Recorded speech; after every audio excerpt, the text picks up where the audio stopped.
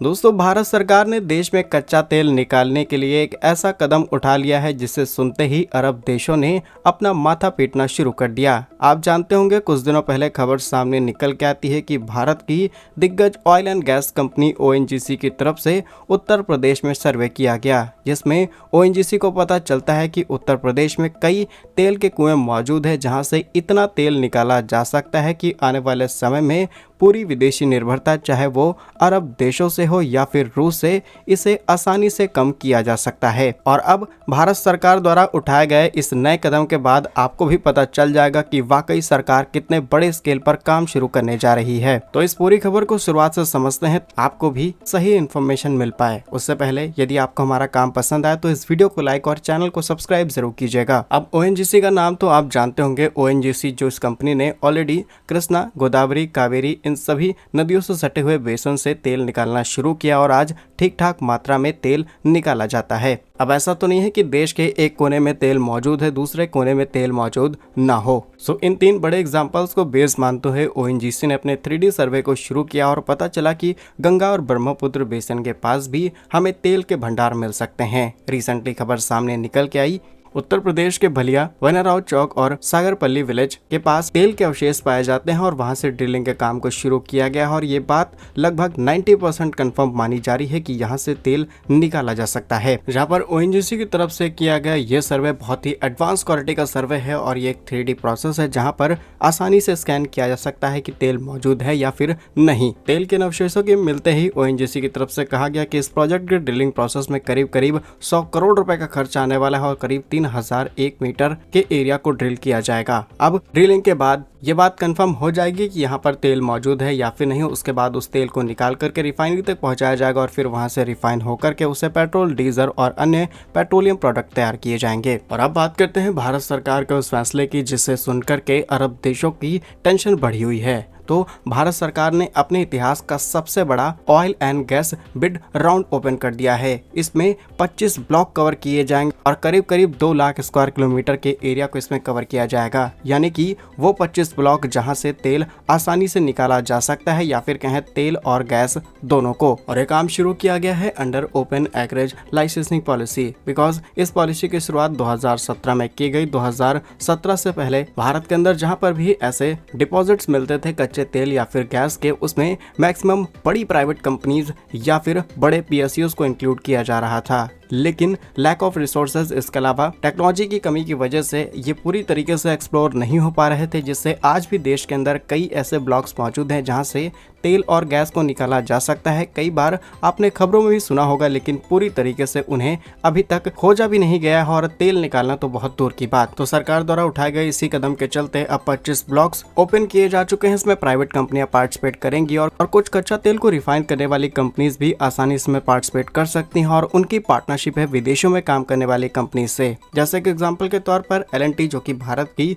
दिग्गज manufacturing and construction company मानी जाती है, ये सऊदी अरब और यूएई के अंदर इतने ज्यादा ऑयल प्रोजेक्ट में इन्वॉल्व हैं जिसकी गिनती भी नहीं की जा सकती। हर साल बिलियंस ऑफ डॉलर के power and gas project in companies के हाथ में सौंपे जाते हैं। तो डेफिनेटली ये आसानी से उन कंपनियों को अप्रोच करते हुए ऑयल निकालने का काम भारत में बहुत ही मिनिमम बजट के साथ कर सकती हैं, क्योंकि बजट का ही इशू सबसे ज्यादा प्रॉब्लम करता है हमारे देश के लिए। और ऐसा नहीं है, इससे पहले भी भारत सरकार की तरफ से करीब 28 ब्लॉक ओपन किए गए थे, जिसमें करीब 4 बड़े प्लेयर्स ने पार्टिसिपेट किया है। इसमें ओएनजीसी को 14 ब्लॉक सौंपे गए। Oil India, Indian oil corporation limited, Vedanta limited, Reliance जैसे प्राइवेट प्लेयर्स ने पार्टिसिपेट किया और तब जाकर के यहाँ से तेल निकालने का काम शुरू हुआ। तो डेफिनेटली इसके प्रीवियस एग्जाम्पल हम देख चुके हैं कि प्राइवेट कंपनीज को इन्वॉल्व करने की वजह से कितने ज्यादा बेनिफिट्स मिलते हैं। ओएनजीसी की रिपोर्ट्स के मुताबिक उत्तर प्रदेश में जो डिपॉजिट्स मिले हैं कच्चे तेल के, बताया जा रहा है कि ये बहुत ही ज्यादा बड़े अमाउंट में है। यहाँ से 10 से 15 तेल कुएं आसानी से मिल सकते हैं और सबसे बड़ी बात कि इसकी कीमत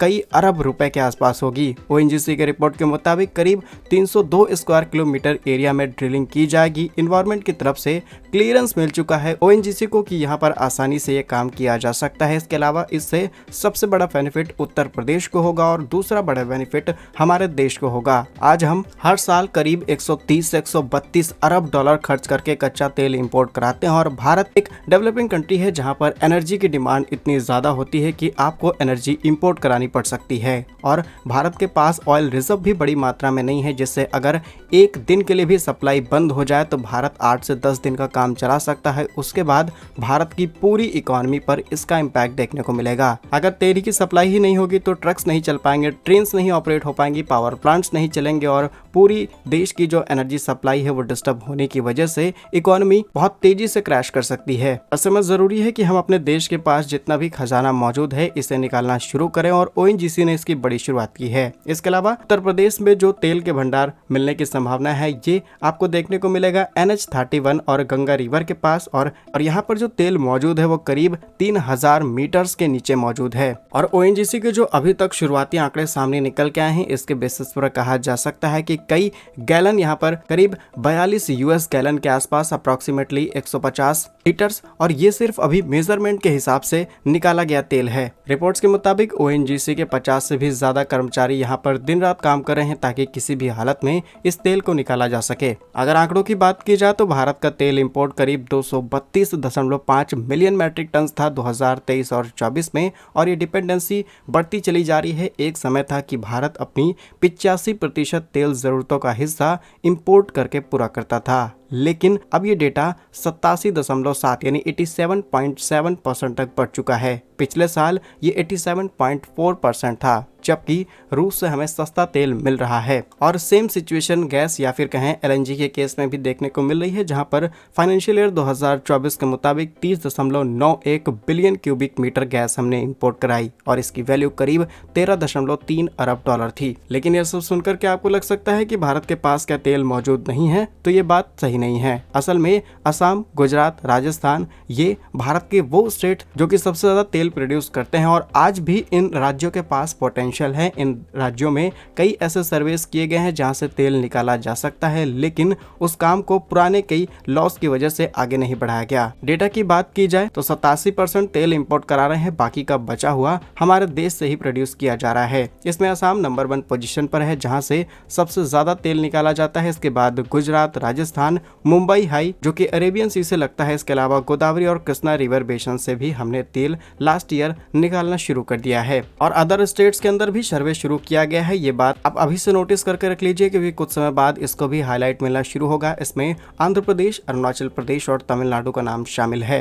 बाकी भारत के बड़े तेल सप्लायर्स में एक समय पर ईरान, इराक जैसे देश हुआ करते थे, लेकिन करंटली डेटा की बात की जाए तो रशिया से मिले डिस्काउंट के बाद हम बहुत ज्यादा तेल रशिया से खरीद रहे हैं। इसी वजह से रशिया हमारा लार्जेस्ट सप्लायर बन चुका है। उसके बाद इराक, सऊदी अरेबिया, UAE और यूनाइटेड स्टेट शामिल हैं। अब इस तेल के गेम में एक नई जियोपॉलिटिक्स आने वाली है बिकॉज भारत अभी लगभग 40 देशों के साथ तेल इंपोर्ट कराता है जियोपॉलिटिक्स सिचुएशंस को मैनेज करने के लिए। लेकिन अमेरिका में ट्रंप शासन में आ चुके हैं और ये अपने देश से कच्चा तेल निकालना शुरू करेंगे, जिसका इम्पैक्ट ग्लोबल ऑयल सप्लाईज पर पड़ेगा क्योंकि रशिया के साथ नहीं चाहते कि रशियन ऑयल मार्केट में बेचा जाए। इसलिए अमेरिका अपने तेल को बेचने की कोशिश करेगा और अरब देशों से भी डिपेंडेंसी कम की जाएगी ताकि लगातार अमेरिका को फायदा होता रहे। बाकी क्या कुछ कहना है आपका भारत सरकार के इस फैसले पर कमेंट्स में जरूर बताइए। ऐसे ही और वीडियोस पाने के लिए वीडियो को लाइक, चैनल को सब्सक्राइब जरूर कीजिए। वंदे मातरम, भारत माता की जय।